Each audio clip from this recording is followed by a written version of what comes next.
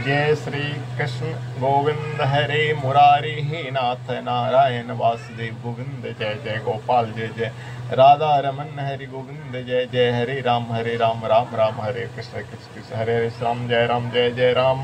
मंगलम भगवान विष्णु मंगलम गरुड़ध्वज मंगलम पुंडरीकाक्ष मंगलाय तनोहरि।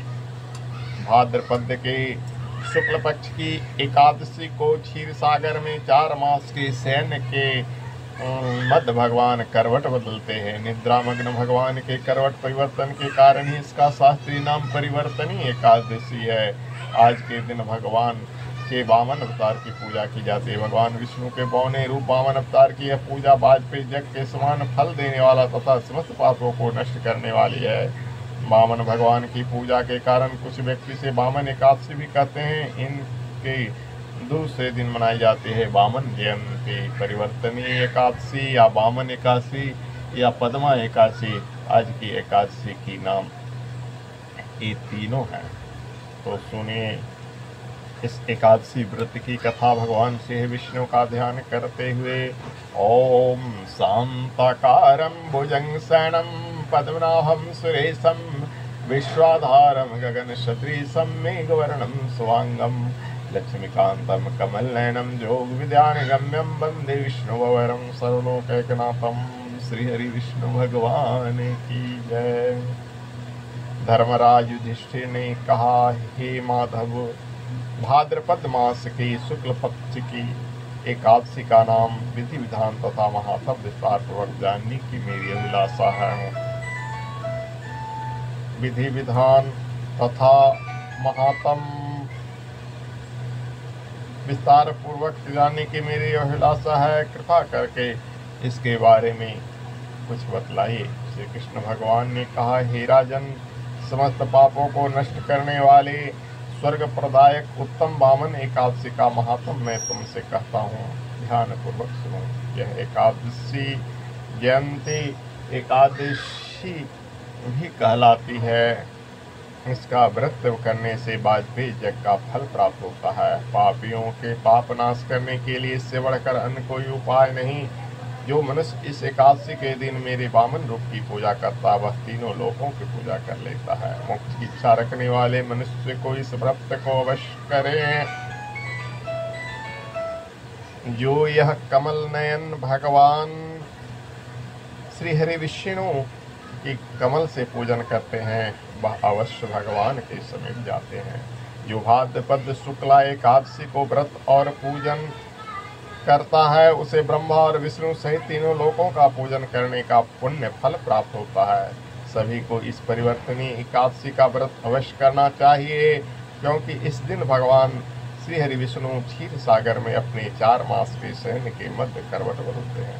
भगवान के वचन सुनकर युधिष्ठिर बोले, हे भगवान, मुझे अति जिज्ञासा हो रही है कि संपूर्ण सृष्टि का संचालन करते हुए आप किस प्रकार सोते और करवट बदल लेते हैं। किस प्रकार राजा बलि को आपने वचन में बांधा और वामन रूप रखकर क्या क्या लीलाएं की।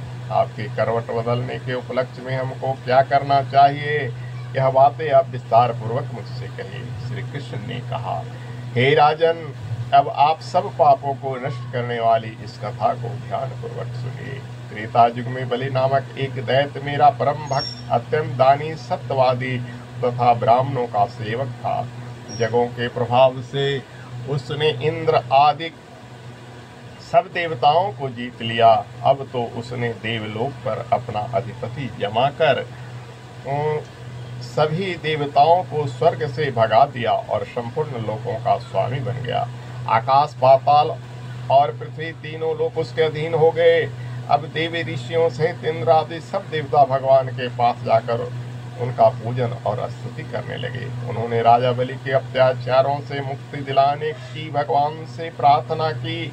भगवान ने वामन रूप धारण कर अवतार लिया और राजा बलि से 3 पग भूमि मांगी और फिर अपने तेजस्वी रूप से राजा बलि को पाताल लोक में भेज दिया। यह वार्ता सुनकर राजा युधिष्ठिर ने पूछा कि हे जनार्दन, आपके वामन रूप धारण करके उस महाबली दैत्य को किस प्रकार जीता। श्री कृष्ण भगवान बोले, मैंने वामन रूप धरकर बलि से 3 पग भूमि की याचना करते हुए कहा कि मुझको 3 पग भूमि दे दो, इसमें तुम्हें तीनों लोकों के दान का पुण्य प्राप्त होगा। राजा बलि ने इसको तुच्छ याचना समझकर मुझसे कहा कि 3 पग भूमि तो कुछ भी नहीं होती। मैंने उससे 3 पग भूमि देने का संकल्प लेकर अपने त्रिविक्रम रूप को बढ़ाकर भूलोक में पद, भुवर लोक में पेट, जनर लोक में हृदय, यम लोक में कंठ की स्थापना कर सत्यलोक में मुख, उसके ऊपर मस्तक स्थापित किया। सूर्य चंद्रमा आदि सब ग्रहों, योग नक्षत्र, इंद्र आदि देवताओं और शेष आदि सब नागगणों ने विविध प्रकार से वेद सूक्तों से प्रार्थना की। 2 पग नापने के बाद मैंने राजा बलि का हाथ पकड़कर कहा, राजन, एक पद से पृथ्वी और दूसरे से स्वर्ग लोक पूर्ण हो गए, अब तीसरा पैर कहाँ रखूं? तब बलि ने अपना सिर झुका लिया और मैंने अपना पैर उसके मस्तक पर रख दिया। इससे मेरा वह भक्त पाताल को चला गया। उसकी विनती और नम्रता को देखकर मैंने कहा कि हे बलि, मैं सदैव तुम्हारे निकट ही रहूंगा।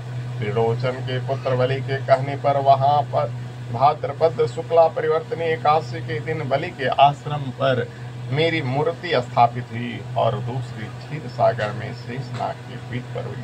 कथा सुनाने के पश्चात भगवान श्री कृष्ण ने कहा, हे युधिष्ठिर, इस एकादशी को भगवान शयन करते हुए करवट लेते हैं, इसलिए त्रिलोकी के नाथ विष्णु भगवान का आज विशेष पूजन किया जाता है। उसके निमित्त तांबा, चांदी, चावल और दही का दान उचित है। रात्रि को जागरण अवश्य करना चाहिए। जो इस प्रकार व्रत करते हैं वे सब पापों से मुक्त होकर स्वर्ग लोक को चले जाते हैं। उसका चंद्रमा का समान निर्माण यश संसार में फैलता है।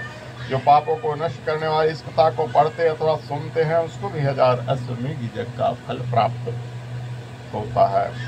ओम सशंख चक्रम सकृत कुंडलम सपीतवस्त्रं सरसीरुहेक्षणं सहारवक्षस्थल कौस्तुभश्रियं नमामि विष्णुं शिरसां चतुर्भुजं। बोलिए श्री हरि विष्णु भगवान की जय।